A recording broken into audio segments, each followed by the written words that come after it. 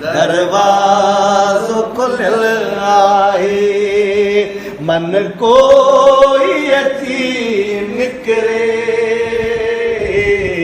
दरवाज़ो खुलियल आहे हिन वक्त जे प्याले में मध पंहिंजी हयातीअ जो हिन वक्त जे प्याले में मध पंहिंजी हयातीअ जो बाकी